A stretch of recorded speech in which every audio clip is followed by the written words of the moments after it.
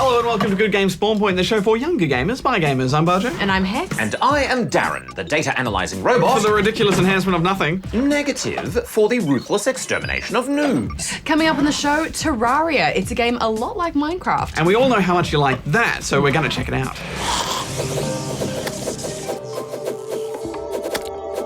Plus, we'll meet another spawn prepared to let us into their den of gaming. And I will be awarding a highly coveted D.A.R.R.E.N badge to a viewer who has demonstrated outstanding skills at Vector TD. D.A.R.R.E.N-kins! Are you there? D.A.R.R.E.N! Honey pie! Ooh! D.A.R.R.E.N, what on earth was that? Oh, it's only Mumbot. I added her on Skynet and now she's always spamming me. Right. Well, we'll let you go sort that out and we'll go do our Squid Game. Affirmative. Let's go. Coming, Mumbot. I'm here. Coming, Mumbot. Well, Bajo, I hope you've got your answer pants on because it's question time. And first up, we've got just a quick one from Jesse in Launceston, Tasmania. I don't have them on, Hex. You don't have what on? My answer pants, I left them at home. I have my regular pants on. Hi, Good Game. I've been trying to get on your show for weeks and I just wanted to know if there's been a release date for when Notch will finish updating Minecraft. Yes, Jesse, Notch has confirmed the release date for the final version of Minecraft and it's an easy one to remember. It's going to come out on the 11th of the 11th, 2011. Oh, that was a quick one. Alrighty, well, let's get on to this hefty question from mystery person whose name is Caitlin in Noobland, Victoria. Dun dun dun! Dear Good Games Spawn Point, I have a few small queries I've been meaning to ask you. 1, what is an AI? 2, where does D.A.R.R.E.N get the gamma radiation he needs to charge up his laser, or whatever he uses? 3, I saw a racing game on your adult show a few weeks ago and it was called Rascals. What console is it for and what is it rated? Thanks. P.S. Hex, I think your hair looks nice and happy birthday from all of us spawnlings, even though we're a bit late. For Bajo, the PS2 controller. Ooh. For D.A.R.R.E.N, it's you. For Hex, the bunny is back. Woo! Well, thanks, Caitlin, and that's some great ASCII art, so good work. But to answer your question, AI stands for artificial intelligence. It's quite a complicated thing, but essentially it's about making software programs able to think and act on their own. Most video games have some form of AI in them because the characters have to be able to react to what you do. Even the very earliest of games like Pac-Man had basic AI that would react to you. Typically though, game AIs are a bit dumb. You're not going to be able to have a deep and meaningful conversation with them, for example, but they're good at basic things like seeing and hearing. And lots of games have AI characters in their story. These are usually really smart, much smarter than humans even. For example, GLaDOS and Wheatley in Portal 2 are both AIs, as is Serena in Halo Wars, but these kinds of mega smart AIs don't exist in real life, yet. And AI can also be used in sneaky ways that you might not even notice. For example, the Kinect actually works thanks to AI built into it that's been trained to recognize humans. Also, just about any robot has AI of some kind, so your Clanks and your R2-D2s, and even D.A.R.R.E.N is quite a sophisticated AI, which leads us on to your second question. D.A.R.R.E.N's power is supplied by plutonium rods and a mouse and a wheel called Basil. Or at least that's what he told us. Yeah, and finally, Rascals is only available on the Xbox 360 on the Xbox Live Arcade. It's rated PG for mild, crude humor, and it's a great game to play with your friends and family, although it has a habit of getting people a little bit too excited. In the lead, I've got it. Stop it. Stop it.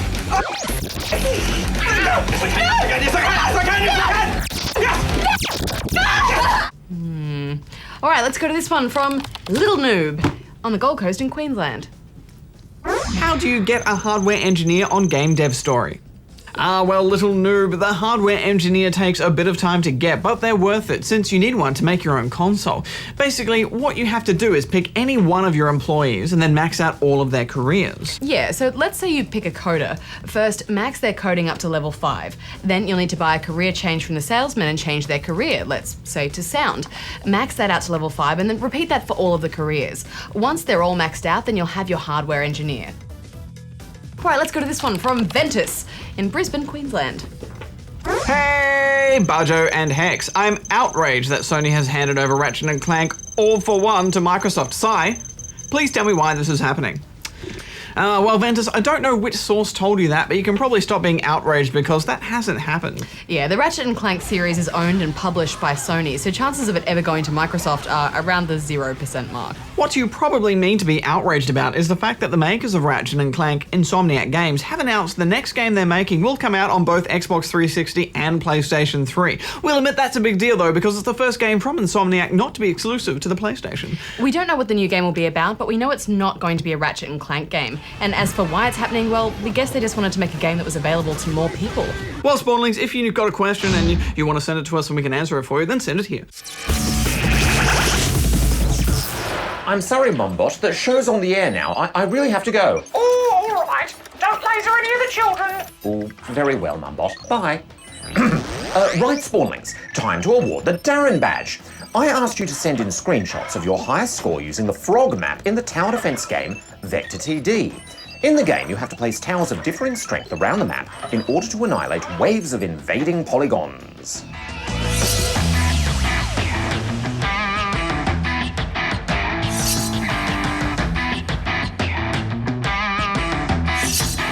Outstanding effort, Spawnlings! As you can see, there are many ways of placing the towers, but the winner of my highly sought-after win-detected badge is CoolKid073.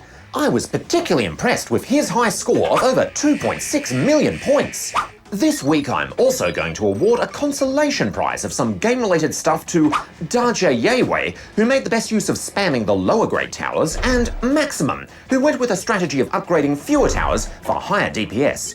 All three winners will receive emails from me, so check your inboxes. Wow, Darren, so many entries. Good game. What are you going to challenge the Spawn with next week? I'm not sure. Do you have any suggestions, Hex? Well, have you considered Edmus? It's a deceptively simple game. Basically, you have to get your little guy to run as far as he can while jumping over obstacles and gaps. You can only jump, and that's spacebar, but each time you play, you collect flower petals, and you can use these to upgrade your guy to make him run faster and jump higher. And it's really cool because some of the players are real-life people, and the game shows you which ones you're better than. Thank you, Hex. Edmus is an excellent suggestion. So, Spawn, search on a computer for Edmus. It's free and you can play it in your browser, so there's nothing to download. When you've run as far as you think you can, capture a screenshot of your best score and send it to me for assessment here. Well, good luck, everyone. Now, Darren, it's time to meet another Spawn of Australian gaming, and this time it's Alex from Adelaide. Hi, my name's Alex and I love gaming this much.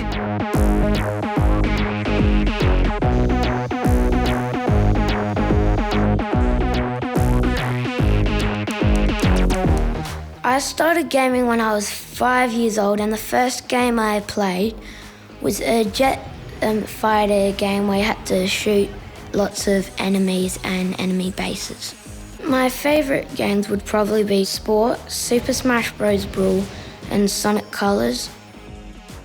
I like Super Smash Bros. Brawl because there's lots of different characters to choose from, and they're not from just like the same game.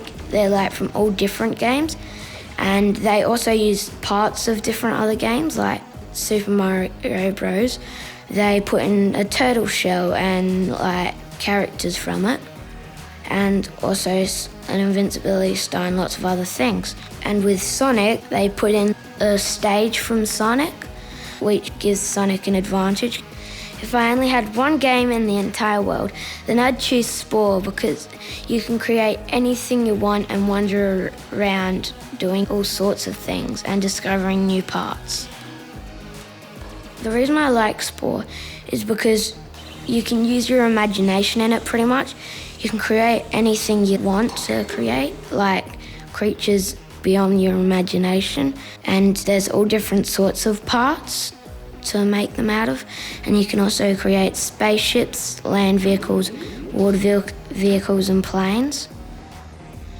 My best gaming moment was when I was playing Spore on Tribal Stage, and there was this really big monster that had 1,000 life, and I only just managed to defeat it because I only had one person left, and it was my tribal leader. Every now and then I'll play a game that I like with my sister and teach her how to play it. Press 2 twice to double jump. If you jump and there's an enemy in the air, then you do a homing attack. The best thing about playing video games with my sister is that I don't have to face like computers and all that, because they're really easy to beat, and it's nice to play with a family member. When I'm not gaming, I usually play on the drums, watch TV, or read some of my cheat books. I read cheat books so that they can help me get past certain parts of a game. When I grow up, I want to be a game console designer, because it kind of gets boring just playing on the same console over and over again, so it's always good to play on a different console.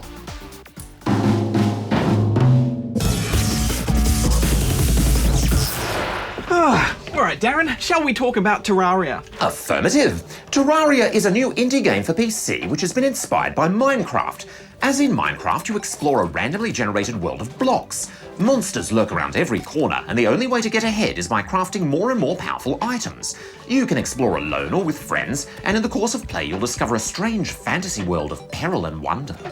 It's not exactly like Minecraft though, is it, Darren? I mean, for example, Minecraft is in 3D and Terraria is in 2D. That's a whole D missing. That's one less D. Affirmative, Bajo. Also, another thing I found is that in Minecraft, your pickaxes and axes would wear out eventually and you'd have to build new ones, but in Terraria, they last forever. And they even give you a new axe and pickaxe, one of each, every time you start a new game, just to give you a head start. But the biggest set of noob training wheels here is the way they handle death.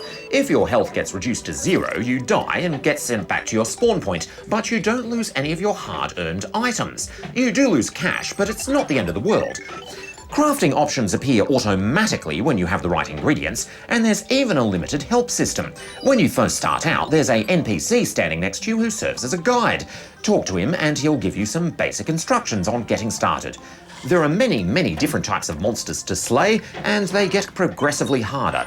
Stumble into a high-level area with your starting kit and you'll be wiped out. The only way to cope with these ever-increasing threats is by upgrading all your gear, and it's this challenge that makes up most of the game. Gear doesn't wear out, but there are so many weapon classes, there's always just one more upgrade to buy. In the end game, you gain the power to dominate monsters that once tormented you. It's very satisfying. Some things look a little cheap, like that broadsword attack animation.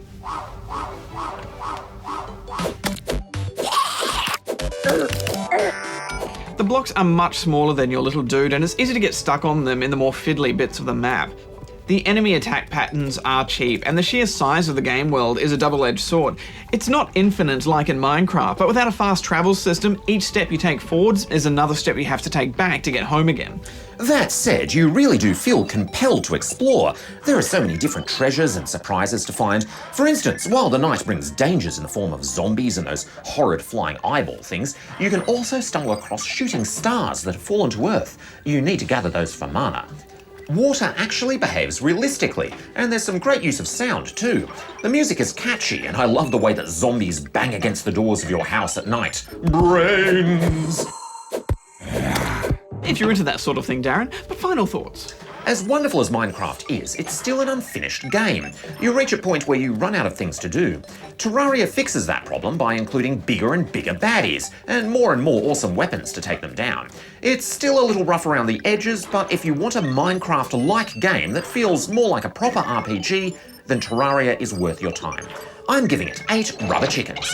I think what I like the most about Terraria is that there's so many weapons and items and weapon classes, even if some of them are a bit useless like the short sword. You feel like you're exploring a real place, and part of the fun here is figuring out how this whole world works. I had a great time here, Darren, and we had a great time together going online and collecting stuff, and I like that when you get something online, it's attached to your character, so when you go offline, it's still yours. I'm gonna give it 8 out of 10 rubber chickens as well, Darren.